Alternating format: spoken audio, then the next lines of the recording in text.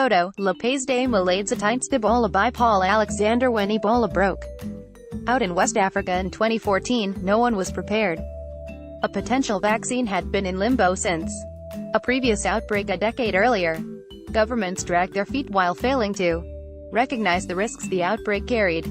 Local health workers were quickly overwhelmed, and aid agencies were scrambling to catch up. By the time the epidemic was brought under control in 2016, more than 11,300 people had died in Guinea, Liberia and Sierra Leone, and the costs had risen to $4.3 billion. Flash forward to May 8, when word emerged about a possible Ebola outbreak in a remote village in the Democratic Republic of the Congo. Within 2 days, the DRC had dispatched experts into the scene.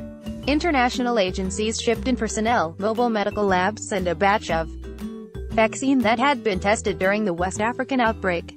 Painful lessons from the last Ebola outbreak are being applied in the current one, in hopes of limiting its scope.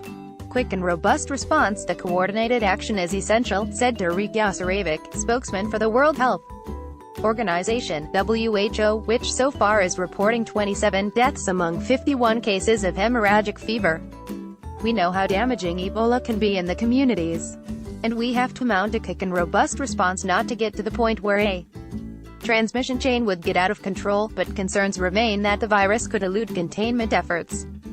The aid group Médecins Sans Frontières (MSF), or Doctors Without Borders, reported that 3 patients left an isolation ward at a treatment center in the Congolese city of Mbandaka sometime between Sunday and Tuesday. 2 of the patients died, a third had been scheduled for discharge. You can imagine having the Ebola virus in a community is a cause of concern for the local population, Yasarevic said. The city has roughly 1 million residents. The Associated Press quoted MSF emergency coordinator Henry Gray as saying in a statement Wednesday, "One of the men died at home and his body was brought back to the hospital for safe burial with the help of the MSF teams. The other was brought back to the hospital yesterday morning and he died during the night." Every epidemic has its unique challenges. In this case, the villages initially affected were in remote locations. Land had to be cleared, first for helicopters and then planes. With quick action came the need for funding. Last Friday, the WHO requested $26 million. More than half of that had been pledged as of Tuesday, with the United States committing $8 million of the amount. It's better to spend more today than to be forced to spend much more afterward, because we know what economic damage, was done to the countries in West Africa in 2014, Yasarevic said. Yasarevic said the requested amount was small, given the costs of the last outbreak. One upside: the repeated outbreaks have had the positive side effect of developing a core of health workers whose experience is proving priceless, including those in the DRC, now dealing with its 9th outbreak. Obviously, they are leading the response, Yasarevic said of the Congolese. He added that WHO also had created an international emergency medical team roster, which includes experts who've participated in previous outbreaks.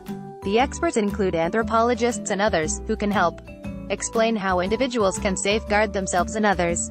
The experts can instruct that anyone showing symptoms consistent with the virus, such as flu-like symptoms, should be brought to the treatment center so they don't affect other people, Yasarevic said.